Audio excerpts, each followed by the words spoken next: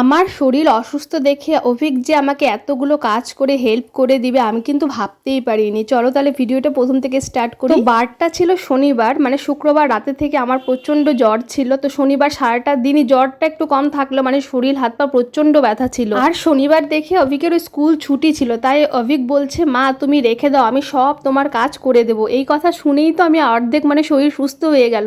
আমি তো একটা কাজও ওকে বললাম করতে হবে না, কিন্তু ও সবগুলো কাজ কিন্তু জোর করে করছে। দেখো এখানে আমি এখানে রসাটা বানাচ্ছিলাম, আর সবজিটা নাড়তে নাড়তে না আমার পাটা প্রচন্ড ব্যথা হয়ে গেছিল, তাই গিয়ে একটু চেয়ারে বসছিলাম। আর অভিক বলে কি মা দাঁড়াও আমি নেড়ে দিচ্ছি। দেখো চেয়ারের উপরে দাঁড়িয়ে বেচারা যে নেড়ে দিল, মানে ওইটুকুই আমি কত যে খুশি হয়ে গেলাম। তারপরে চলে গেলো বাসন মাজতে। আর বাসন মাজতে গিয়ে কি কীর্তি করলো দেখো, নাকের মধ্যে কিন্তু ফেনা, মানে সে সাবানের ফেনাটা ঢুকিয়ে নিয়েছিল, আবার নাকটা মুছলো। আর এই ভিডিওটা যদি ওর ঠাম্মি দেখে তাহলে কিন্তু আমাকে খুব বকবে যে তুমি করিয়েছো। আমি কিন্তু করিনি, যে ওর দিদি কিন্তু প্রমাণ আছে জোর করে গিয়ে করেছে। তাও তিনটা ওখানে ছোট ছোট বাসন ছিল, ওটাই ধুয়েছে। পরে আমি বলেছি না এগুলো বড় বড় কড়াই হাঁড়ি আছে, ওগুলো আমি মেজে দেবো। তারপরে বলছে মা এখন আমি কি করব। তাই আমি ভাবলাম কি রান্নাঘরে থাকলে তো জল হাতাবে আর এগুলোর কাজ করবে, তাহলে তো ওর আবার সর্দি লাগবে, ওকে নিয়ে পরে এগুলোর অসুবিধা হবে। তার থেকে ভালো যা শুকনো কাজগুলো কর। তাই বললাম কি যা সোফাটা গোছাগা। আর সোফাটা গোছাতেও ভীষণই মানে ভালো পারে। আর তোমরা তো আমার প্রায় ভিডিওতে দেখেছে যে অভিক কিন্তু আমার সব কাজে প্রায় হেল্প করে, মানে ও না কাজ করতে ভীষণই ভালোবাসে। ছেলে হয়েও মানে ও মেয়ে মানুষের কাজ করতেও ভীষণই ভালোবাসে। আমার যে কোনো কাজই করি না কেন পিছিয়ে পিছিয়ে থাকবে মা আমি এটা করে দিই ওটা করে দিই, কিন্তু জল হাতাতে আমি কোনো সময় ওকে দিই না। তো আজকে ফার্স্ট টাইম ও এমন করলো।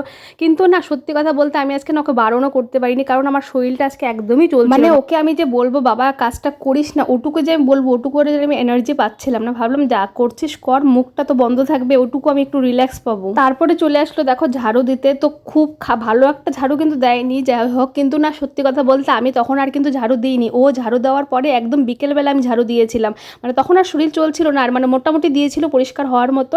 বাকি যেটুক ছিল আমি বিকেলবেলা পরিষ্কার করেছি। তারপর টেবিলের উপরে কিছু খালি জলের বোতলগুলো দেখলেও পড়লো যে মা এগুলো আমি তাহলে জলগুলো ভরিয়ে দিই, যে ভর। কিন্তু নিচে ফেলে আমার কাজ বাড়াস নাই, তো একদমই কিন্তু করেনি সেরকম। নিচে একটা প্লেট দিয়ে দিয়েছিল, তারপরে জলের বোতলগুলো দিয়ে বুদ্ধি করে কিন্তু জল ভরেছে। আর এতগুলো কাজ করে বেচারা খুব হাঁপিয়ে গিয়েছিল, তাই বললাম যে একটু ফ্যানের নিচে বস বাবা, পরে আবার করিস। আর আজকে যেহেতু ছিল শনিবার নিরামিষ, তাই কিন্তু বানিয়েছি এখানে ছোলার ডালের ধোকার রস, মটর ডাল দিয়ে করেছি 2 রকমের ডাল, আর করেছি এখানে পটল ভাজা আর বেগুন ভাজা, আর ছিল উচ্ছে আলু ভাজা। তারপরে দেখো আমার বেটু কিন্তু আবার চলে আসছে কাজ করতে, কারণ আজকে আমার শরীর খারাপের জন্য না আমি না সকাল থেকে কিছু খাইনি, যার জন্য আমাকে বলছে মা তুমি কিছু খাও। আমি বলছি কিছুই আমি খাবো না। তো বলে তোমাকে দাঁড়াও আমি অরেঞ্জ জুস বানিয়ে দিই। এইটুকু 8 বছরের বাচ্চা যে মার জন্য এতটা ভেবেছি, এটাই কিন্তু বেশি, তাই কি না বলো। তাই ওকে আর না করি কোন মুখে, আমি বললাম ঠিক আছে বানা, তা আমার জন্য শুধু বানাস না, সবাইকে বানিয়ে সবাইকেই দে। সেই মতো দেখো এখানে এক মগ কিন্তু এখানে অরেঞ্জ জুস বানিয়ে নিয়েছে, আর গ্লাসে গ্লাসে সবারটা আলাদা আলাদা ঢেলে দিয়েছে। তারপরে প্রথমে বদ্দিকে দিয়ে আসলো, আর ওর বদ্দি খেয়ে তো এত খুশি হয়ে গেছে, বললো তোমরা বানিয়ে দাও, তাও এত টেস্টি হয় না, ভাই বানিয়েছে এতটা টেস্টি হয়েছে।